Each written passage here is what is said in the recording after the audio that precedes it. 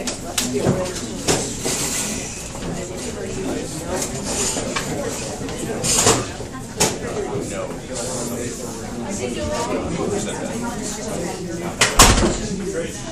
was twice, Rosen. Once you thought it, so I thought you said it. We're used to table God knows something happened to have some kind of ability to discuss an idea.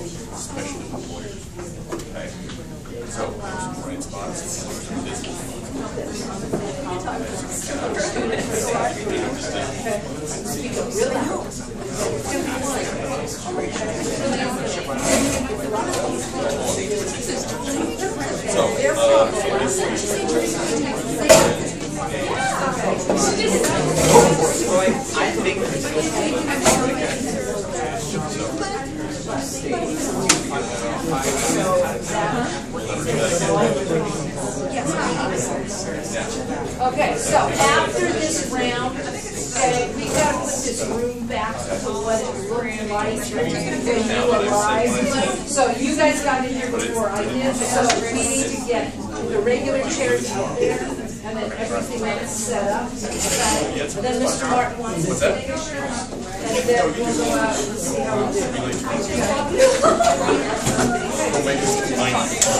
It'll be worse.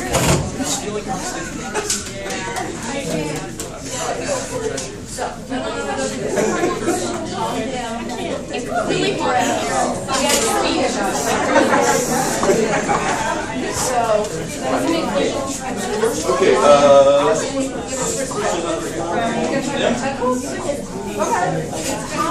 Okay, yeah, that's common. Yeah, that's one. And isn't that the yes.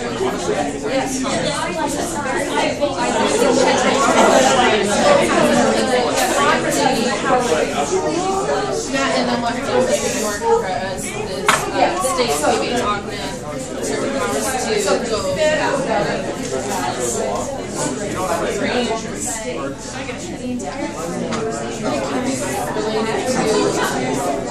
and then so but that was related to the involves the story because that technically yeah, that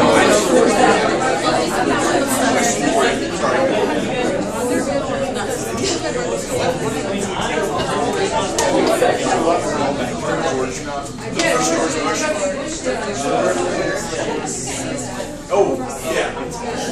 That's Chip. Is that what it's called?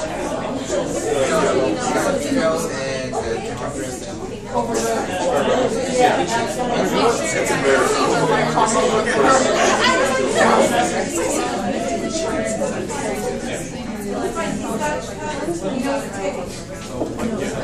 That teamwork stuff is really important. You're not confident.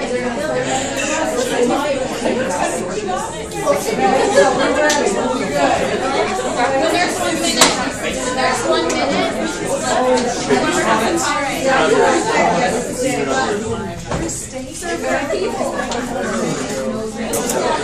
Hey, so when I call judges, do I just like stand here and say judges? Say judges and then come back to you. You look so fancy.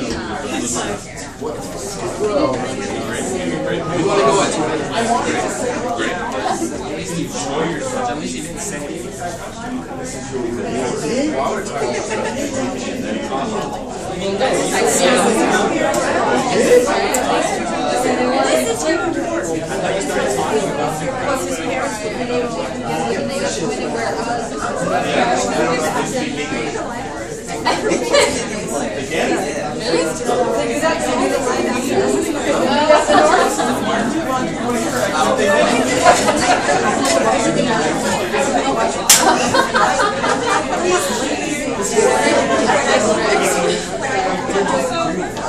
All right.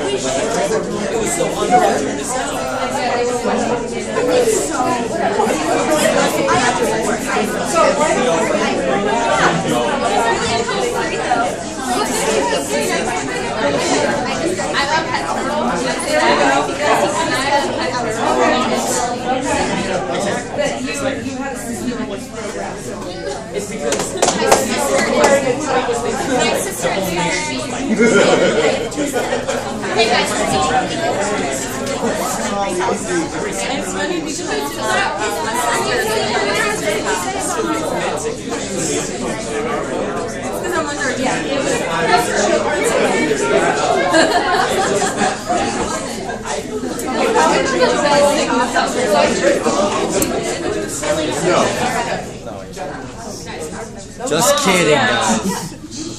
False alarm.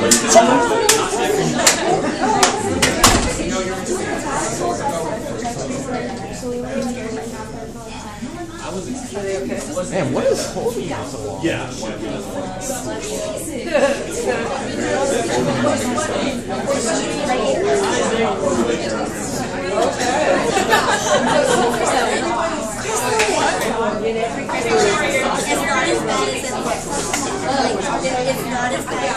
Yeah, that's what I first heard. Yeah. And I don't think they picked up.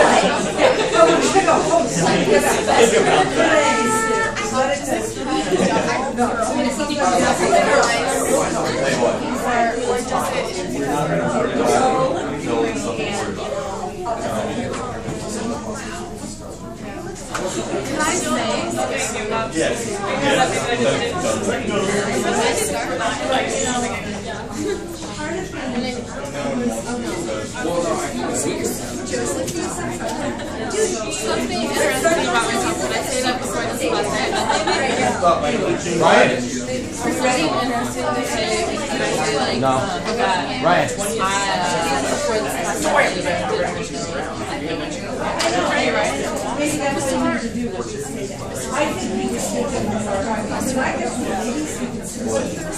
You got a shade?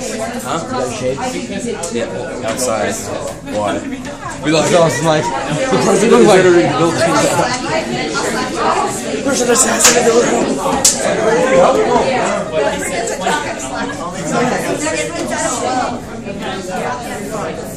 Okay, so you look like a spy over there. Yeah. Yeah, all you need is a little flag and a okay? Alright, Air Force One's on the ground. Lie to yourself.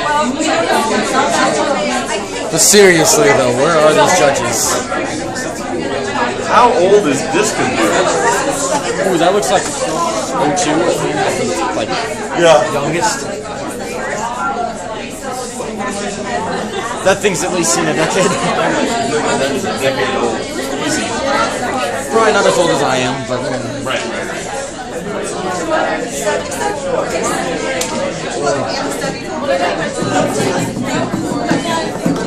so Martin.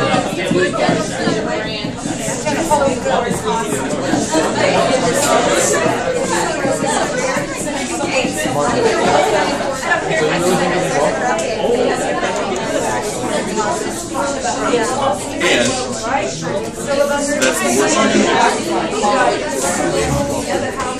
I kind of felt like the stars aligned for us just for that. But it's certain amount of, oh my god, you're playing right into this, which is great. And they want to go one more. All right, there you go. Judges!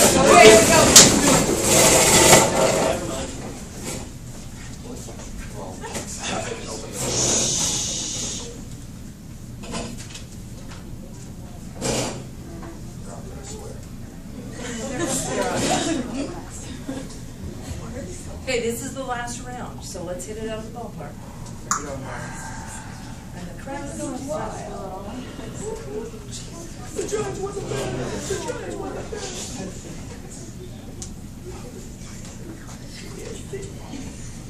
So introduce yourselves and something cool about yourselves. Oh, I don't care about that. Yeah, me neither.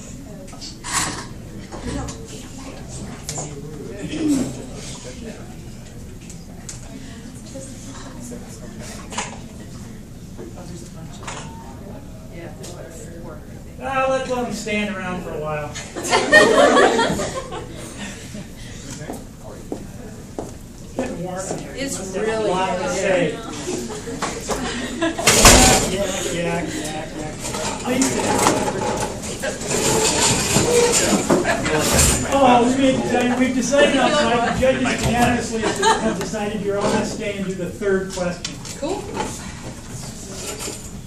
You have prepared it. I know you haven't prepared it. You have? I made him do it. You did? Yeah. Yep. Then we won't stay around. Okay, this is Unit 4. I'm still Mr. Farley. Still retired.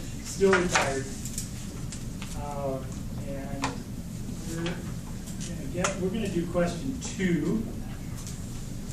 And please introduce yourselves. We're Unit 4 from Evergreen High School. I'm Bailey Galbraith. I'm Senior Class President. I'm Kanaya Zern, and my sister was in the program in 2008. My name is Jiun Kim, and I'm a foreign exchange student from South Korea, and I'm junior. My name is Crystalline Kolb, and I'm a senior. And something interesting about myself is that I knew almost nothing about government before I took this class. To our right are our teachers, Patty McMaster and John Martin. Any of the other panelists here want to reintroduce themselves? I'm Monica Stonier. I'm a teacher at Pacific Middle School, and I'm also your state representative. And when it's this hot and this late on the floor of the House, the speaker often says you can take off your coats, and that's when I do that and put my hair in a ponytail and relax. So I know it's fun. My name is still Bob Dingfall. I'm still Executive Director of the Gifford Dementia Task Force, and if you're 18 years old, you live in the 3rd Congressional District, don't be voting for me for Congress. No electioneering. There's that hat that he's collecting. I'm also still Danny Arantia, teacher at Evergreen, and wishing I was retired. You have to do it the old-fashioned way. You have to earn it. That's an old thing. Okay, question 2 says, how and why has presidential power expanded since the ratification of the Constitution? How have wars, emergencies, and the media contributed to the expansion of presidential powers? How have the other branches of government responded to the expansion of presidential power? Do you think they have done so adequately? Explain.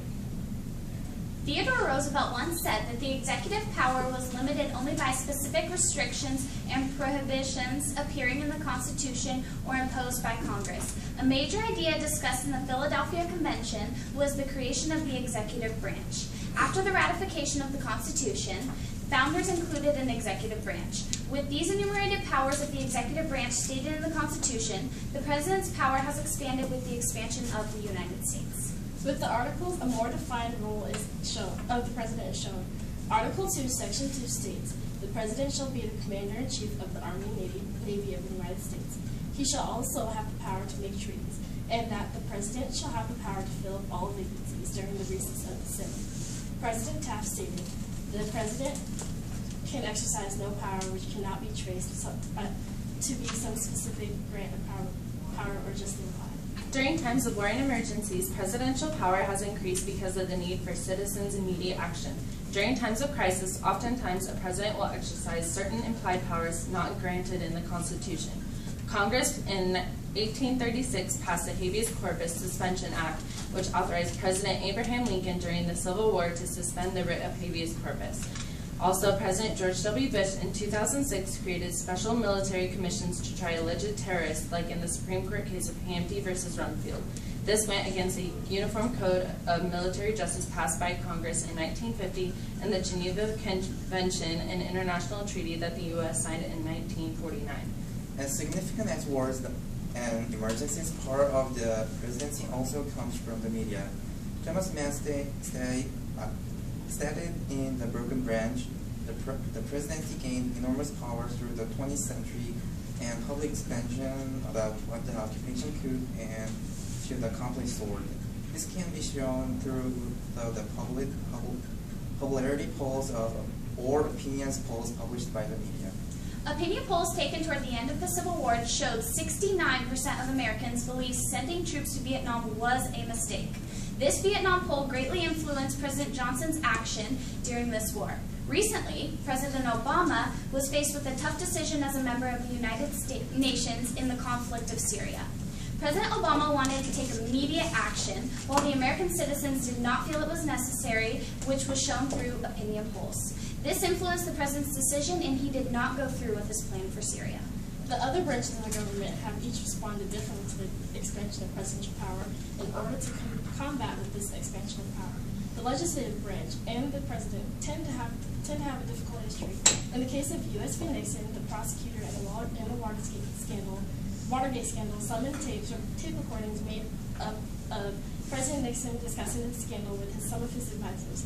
The president claimed executive privilege as his bias for refusing to turn over the tapes. The court ruled in an 8-0 vote that the presidential power is not above the law. The judicial branch mostly decides what the limits of the presidential powers are when they are not defined in the Constitution. This can be exposed by the cases of the Hirabayashi versus U.S. and Korematsu versus U.S., which supported FDR's use of the Executive Order 9066. Another case is the case of Clinton versus New York. This case determined that the president can be sued during his term in office. These cases, among others, have defined the restricted presidential powers. As President Truman once said, I sit here all day trying to persuade my people to do the things they ought to have sense enough to do without my persuading them. That's all the powers of the president amount to. 357. What's an executive order? An executive order is a kind of like a law that the president can pass over the executive branch, like certain bureaucracies, and they kind of state what the certain. So can an executive order be given out by the president over the Health and Human Services Commission? I don't believe it can be, because I don't believe that the health committee is part of the executive branch in the government. Okay, but you think that an executive order, not you think, but an executive order is basically a law the president can create. Is that what you mean? So why have a legislative body? If the president can just create a law, why shouldn't? Wait, Dan, they didn't agree with your assertion that it was the president creating a law. Oh, sorry. Tell me again. I'm sorry. I didn't see anybody nod yes or no. Oh, I'm sorry. I thought it. So sorry. Say that again. What is an executive order? An executive order is almost like a law that the executive, the leader of the executive branch, or as in the president, can impose over his executive branch. Like what? Like with the order of 9066, executive order of 9066, he suspended the writ of habeas corpus to certain alleged terrorists during times of crisis. Stop. It's wrong. It's totally wrong. You're mixing FDR with George Bush. Right. 150 years apart. I'm sorry. It's no point discussing factually incorrect premises. Rephrase the question. Give me an example of an executive order. Executive order like the President George W. Bush sent his military to Iraq before 60 days, and they will have to come here. That's wrong too. Congress allowed him to do it. They passed a resolution saying he could send the military to Iraq. So, see how important facts are? They're very inconvenient in our system. Very inconvenient. Can we go to another question, okay? Sure. We're beating a dead dog here. Sure. What was the Hampty case? Yeah, I thought you had said the Hampty case. First room. Yeah. It was the case where a U.S. citizen was detained in Guantanamo Bay, I believe, or it was in war with Iraq, I believe, or Afghanistan, one of the two. And he said that since he was a U.S. citizen, he had his rights. So he went to the Supreme Court against the Secretary of Defense, Rumsfeld, and he, in the court ruled that it was in fact a violation of his rights, which is contradicting to what they ruled in Korematsu v. U.S. So how is that an example of expansion of presidential power?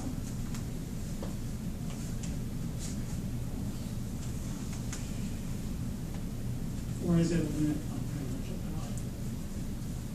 I believe this is an opinion question, so I believe that this is not an opinion. The court said you can't treat this American citizen the way you treated him. You've got to give him rights under the Constitution. So did that empower the president or limit his power? It limited his power. Yes. Okay. Can we play a different game? There is out in the community, various places, an assertion that President Obama should be impeached because he is failing to enforce the laws passed by Congress, and specifically in relation to the Affordable Care Act. They're saying that he gave corporations an extra year to comply with one of the mandates, and therefore he's exceeding his authority as president, and he's thwarting the plan of Congress, the law that Congress passed and that he signed. One, did he commit an impeachable offense? And two, should he be impeached?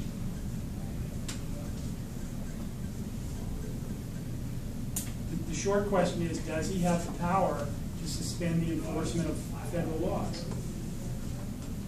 I don't believe he has the power to suspend federal laws because federal laws are set for everybody to follow, including the president. So should he be impeached? Or is it an impeachable offense? I think it is an impeachable offense. Well, after the president impeached, he's under the federal laws and every law. And it's that he still have powers, but he can't use it. Does he get to pick the laws he likes and doesn't like and enforce the ones he likes and the ones he doesn't like? The presidents do it? Yes. So why don't we impeach them all? Don't answer that part of it. What do they do in Korea about it? What can the president do? Oh! Ask it anyway, because I'm going to ask you, in Korea, what kind of powers does the president have in Korea? President have they have the most powers of the laws, and they can't make the laws, and well, it's a really saying in here, but sometimes they ignore the law and they think they're above the law, and actually their behavior is, I'm the king and I'm above the law. And does the president in Korea have more power because of the still existing state of war between the two Koreas? No. We would use that as an excuse. Oh, big time. He's videotaping this to send home to his parents, so, yeah. Feedback, I guess. Well, thanks, guys. This was the hardest grilling you've given anybody. Yeah. So you had a lot harder, and you did well. There were times when you didn't know the answer. That's okay. So sometimes when somebody asks you something you don't know, just say, I don't know that, and we'll move on to something else. That way you don't have to, and it's okay. I mean, it happens in Congress. It happens in the State House, I'm sure. So, no. They just make it. Anyhow, you did a good job. Don't be discouraged by it, because we did grill you guys a little hard. And Mr. Kim, I got to tell you how much I admire anybody who can come. I've lived as a foreigner in other countries, and I know what a challenge it is. And your English is just outstanding. Did you speak English well before you came? Yes. See, I did. I It's lived in gotten Holland. much better. When did you start? When did you start English? 5 years old? No, 7. 7. Yeah. More or less. Well, congratulations. You did a good job. So, I'm going to say this, what I've said a couple of times. If it's in your speech, you have to know it. If you say it, you have to know it. If you throw out the word, the buzzwords, executive orders, you have to know what that is. And you have to know what examples are. And you can't just stop at, after, I just said this, after a Google search of how has the president expanded his powers, right? And you see a list, media. Have you seen this list? Media, executive orders. I'm sure you've come upon it somewhere, right? You can't just stop there and say, oh, well, he's expanded his powers by executive orders and blah, blah, blah, right? You can't just stop there. You have to keep going and say, well, how come that's an expansion? And why is this? And why is this? And you have to know it beyond just the surface level of what you put in your speech. 4 minutes of talking is not much. It's not really substance, right? So you have to know more than what you say in your speech, because you can bet that that's the question you're going to get asked, right? Always think about the question that you know the least about and expect that one, and then research it. And then you'll have a new one to research again, and then a new, right? So always go from there. I thought you guys handled it well, very calm. In fact, this is one of the most calm groups I've seen in terms of the amount of grilling that's happened. But you guys handled it really well. But all I would say is just be very intentional about the things that you put in your speech. I guess what I'll say is that I think my impression is that there was far more knowledge that you knew, and that the questions that you might ask yourself either at the state level or, to be frank, in any learning that you do after today is, what are the things that I know, and then why are they important? What does that mean? And so what does that mean for me, and then what does that mean for the country and for the community, right? Because if you can frame what you do know in that way, you'll be able to respond to questions that come at you in a way that not only highlights your knowledge, but also the reason that I'm here talking about this, and the reason I know this, and the reason I went to find out about this is because it's important in some way, and it's going to have some influence in some way. So in the future, I would just recommend thinking about that so that you can really highlight what you know by your skill of applying it to what is to come. So I thought you did a really good job handling the questions and looking for some ways to respond with your knowledge, and just think about why it's important and how you would apply it in the future. Okay. This question is probably one of the most difficult there is in district questions, because the issue of the president's use of power is so volatile right now. And it's all over the place. It's been hysterical and irrational and delusional at times, and at other times it's been really important to the country, and it hasn't gotten addressed appropriately. So, but before I tell you about that, very briefly, you left a couple points on the table, Bill. You talked about Article 2, but you didn't talk about that the president shall take care to see that the laws are faithfully executed. More than half the time, the president bases his authority on that provision. As many times as he says I'm the commander-in-chief, he uses that. So if you're going to enumerate, we're talking about enumerated power, so put that one in there, because it's the vaguest, most wonderful thing to justify anything you can think of. I was going to ask you about U.S. v. Nixon, the tapes case, and ask if you remember what the circumstances were that the 8 justices said that executive privilege didn't apply. Remember? Time's up. You don't remember. It's because there was a criminal investigation in the court, the judicial branch, the Supreme Court, thought it was more important to the integrity of this rule of law that we potentially complete a criminal investigation and potentially prosecute those who broke the law than it is to let President Nixon keep his tapes. That's a very important fact as to why that case was decided it was, because executive privilege is growing, not contracting. But I wrote out here, don't climb out on a limb with a saw in your hand. And by that I mean, again, as I've said before, you've got to know your facts. You have to make sure your evidence. And I'm sorry I interrupted you, but it does us no good to have a dialogue based on a false premise.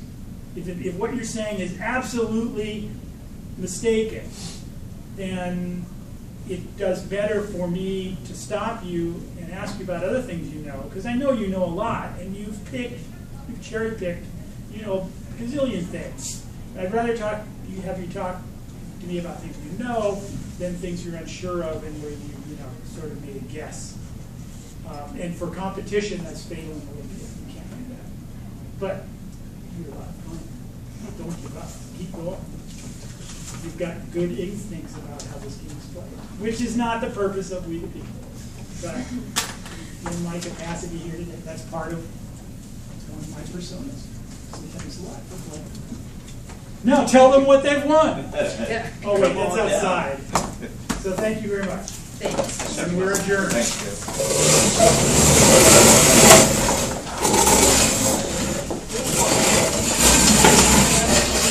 Thank you so much. Thank you. Thank you so much. Thank you. Thank you. Thanks, nice Thank work. you.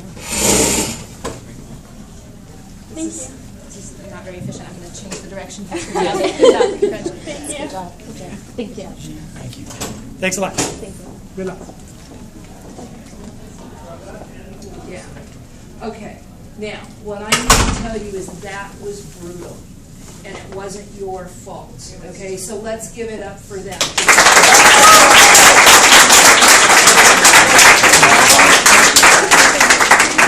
You can ask the Joys, Yeah, and they'll come here, tell you you guys. what happened last year with same judge and 3 boys sobbing in tears. Okay, that was brutal. That's the meanest And expenditure. Grant, a couple of the facts Great may not job have with it. been Okay. on the mark.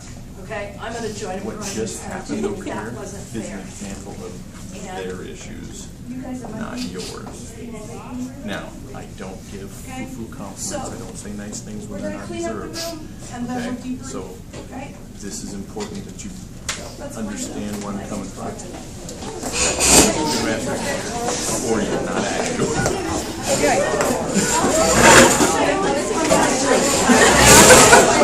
Was not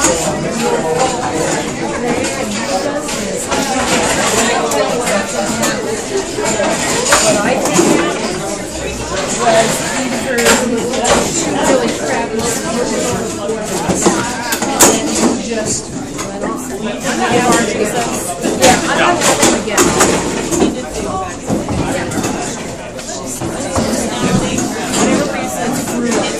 honest, there's a little meaner last year. You guys got like.